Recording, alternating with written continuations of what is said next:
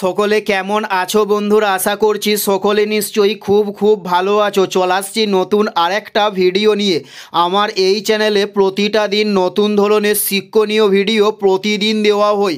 চলুন কথা না বাড়িয়ে ভিডিওটা শুরু করা যাক। ফার্স্ট প্রশ্ন, কোন মুঘল সম্রাট বাংলায় পর্তুগিজদের দমন করেন? উত্তরটি হলো সম্রাট শাহজাহান বাংলায় পর্তুগিজদের দমন করেন।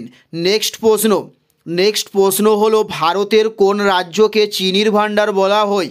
ভারতের কোন রাজ্যকে চিনির ভাণ্ডার বলা হয়? উত্তরটি হলো উত্তরপ্রদেশ রাজ্যকে চিনির ভাণ্ডার বলা হয়ে থাকে। নেক্সট প্রশ্ন, সাইকেলের পাদানি কোন শ্রেণীর লিভার? উত্তরটি হলো তৃতীয় শ্রেণীর লিভারের নাম হলো সাইকেলের পাদানি।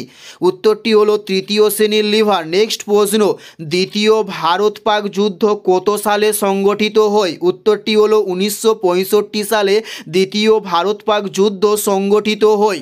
উত্তরটি হলো 1965 সালে। নেক্সট প্রশ্ন, কত সালে ভারতের মহীশূর কর্ণাটক নামে পরিচিত হয়? উত্তরটি হলো 1973 সালে ভারতের মহীশূর কর্ণাটক পরিচিত হয়।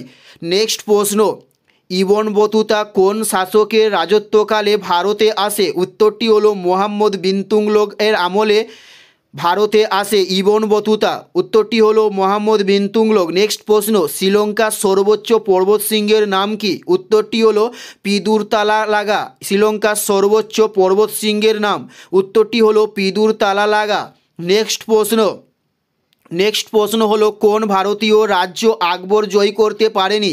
উত্তরটি হলো আসাম। ভারতীয় রাজ্য আকবর জয় করতে পারেনি। উত্তরটি হলো আসাম। নেক্সট প্রশ্ন, ইন্ডিয়া ওপিনিয়ন নামক সংবাদপত্র কে চালু করেন? উত্তরটি হলো মহাত্মা গান্ধী ইন্ডিয়া ওপিনিয়ন নামক সংবাদপত্রটি চালু করেন। উত্তরটি হলো মহাত্মা গান্ধী। নেক্সট প্রশ্ন, তিস্তা নদীর পশ্চিম ভাগ কী নামে পরিচিত? উত্তরটি হলো তরাই নামে তিস্তা নদীর পশ্চিম ভাগ পরিচিত। উত্তরটি হলো তরাই নামে তিস্তা নদীর পশ্চিম ভাগ পরিচিত। এটাই ছিল এই ভিডিওর লাস্ট প্রশ্ন। ভিডিওটি কেমন লাগলো অবশ্যই কমেন্ট করে জানিও। যদি ভিডিও ভালো লেগে থাকে অবশ্যই ভিডিও একটি লাইক করে দেবেন। চ্যানেলে নতুন হলে অবশ্যই চ্যানেলটি সবার আগে সাবস্ক্রাইব করে দেবেন। ধন্যবাদ।